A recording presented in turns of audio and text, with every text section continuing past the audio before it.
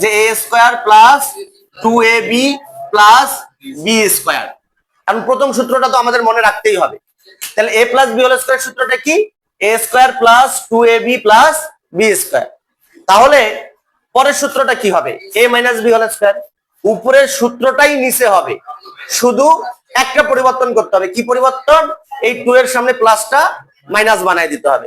তাহলে আমরা কি লিখবো? যে A square minus 2ab plus B square.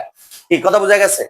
এখন প্রশ্ন হলো যে sir A plus B whole square এখানেও আছে, A plus B whole square এখানেও আছে, এই দুইটা কি এক হবে?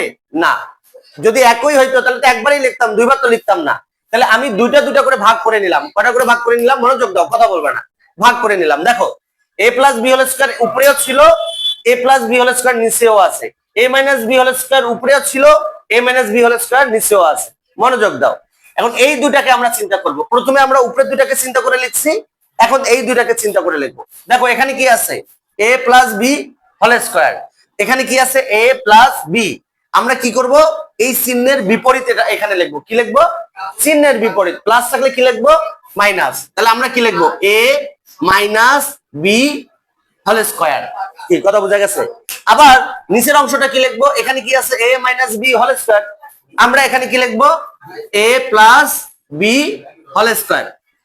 সূত্রটা কিন্তু শেষ হয় নাই। এখন দেখো এখানে কি চিহ্ন আছে? মাইনাস। এর বিপরীতে এখানে কি দেব? এখানে কি আছে? এর বিপরীতে কি দেব? মাইনাস। এখন এই জায়গায় আমরা লিখবো কি? 4ab। এই জায়গায় আমরা কি লিখবো? 4ab। তাহলে আমাদের কি সূত্রটা ভুল হবে না। অন্তত পক্ষে যদি আমরা ভুলাও যাই, তাহলে পরীক্ষার হলের মধ্যে আমরা কি করব? লিখে নিয়ে এর সমাধান করতে পারবো।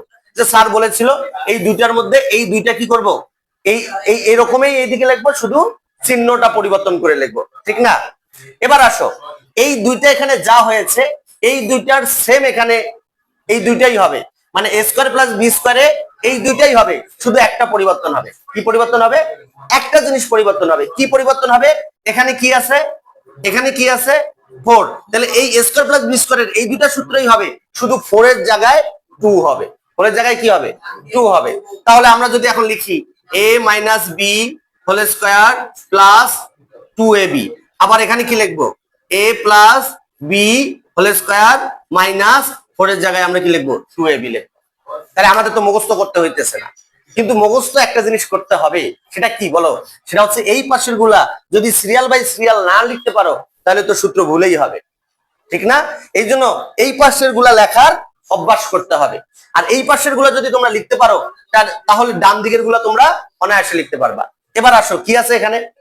A B. তাহলে এ বির সূত্র কি? এ বির সূত্র দেখো, মনে করো এই দুইটা সূত্রই এ বির সূত্র, শুধু একটু পরিবর্তন। দেখো এখানে কি লেখা আছে? এ প্লাস, তাহলে আমরা এখানে কি লিখবো? এ প্লাস বি। এখন এখানে একটা জিনিস করতে হবে, ডিভাইডেড 2। কিছু কিছু অংশ তো ব্রেনে রাখতেই হবে, নাহলে তো আর অঙ্ক করতে পারবে না। কি লিখলাম? এ প্লাস বি ডিভাইডেড 2। ব্র্যাকেট দিয়ে কি করব? এই দুইটার উপরে কি দেব? স্কয়ার। অনেকে কি করে জানো? এই শুধু এ প্লাস বি এর মধ্যে ছোট করে ব্র্যাকেট দেয়। এটা করা যাবে না। এ প্লাস বি ডিভাইডেড 2 ব্র্যাকেট দিয়ে তার উপরে কি দিতে হবে? হোল স্কয়ার দিতে হবে, স্কয়ার দিতে হবে। কি কথা বোঝা গেছে? এরপরে দেখো এখানে মাইনাস, আবার এখানে লিখতে হবে a মাইনাস বি ডিভাইডেড 2 তার উপরে ব্র্যাকেট দিয়ে হোল স্কয়ার দিতে হবে। তাহলে এ বির সূত্রটা কি? a plus B divided 2 whole square minus a minus B divided 2 whole square. কি কথা বোঝা গেছে? এবার আসো এখানে কি লেখা আছে? 4ab। 4ab সূত্রটা মনে রাখা খুবই সহজ। উপরের সূত্রটাই নিচে হবে, শুধু নিচের যে ডিভাইডেড 2টা আছে এই 2টা বাদ দিয়ে দিতে হবে। এই 2টা কি করতে হবে? বাদ দিতে হবে। এখন এই 2টা যদি আমরা বাদ দেই তাহলে কি হবে বলো? a plus B whole square minus a minus B whole square. কি কথা বোঝা গেছে? হ্যাঁ, এবার খেয়াল করে দেখো এখানে কি লেখা আছে? 2 into square plus B square. এটার আবার সূত্র কি হবে? উপরের সূত্রটাই নিচে হবে, এই উপরের সূত্রটাই নিচে হবে। সেম টু সেম হলে তো আর হবে না। তখন কি হবে? এই যে মাঝখানের যে মাইনাস চিহ্নটা আছে ওটা তখন প্লাস করে দিতে হবে। কি করে দিতে হবে? প্লাস করে দিতে হবে। তাহলে আমরা লিখবো a plus B whole square. এখন এটা কি দিতে হবে? প্লাস। কি লিখতে হবে? a minus B whole square. কি কথা বুঝতে পারছো? এরপরে আবার নিচে কি আছে? Square minus B square. এটার হচ্ছে এই প্লাস চিহ্ন বাদ, এই স্কয়ার দুটাও বাদ। তাহলে কি হবে? a plus B into a minus B, A plus B into A minus B. আমি এই সূত্রগুলোকে তিনটি অংশে সাধারণভাবে, যে সাধারণভাবে তার মানে এই না যে এটা ওই জন্যই ব্যবহার করা হবে, আমি সাধারণভাবে এই সূত্রগুলোকে তিন ভাগে ভাগ করে দেই। কয় ভাগে? তিন ভাগে ভাগ করে দেই।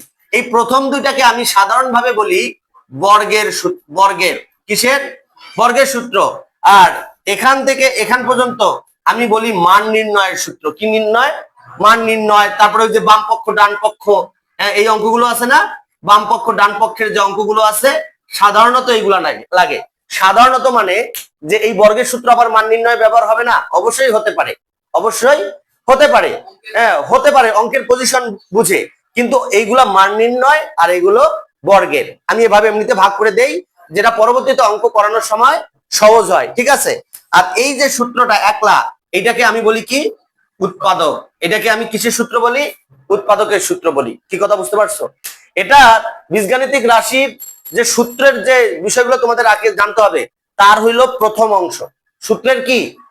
এই সূত্রের 3 থেকে 4টা অংশ আছে, যে সূত্রগুলো তোমাদের কি করতে হবে? এই ব্রেনে রাখতে হবে। সূত্রগুলো যদি তোমরা ব্রেনে রাখতে না পারো, তাহলে কিন্তু অঙ্ক করতে পারবে না। কি কথা বোঝা গেছে? বুঝছো না বুঝো নাই? তুলে নাও।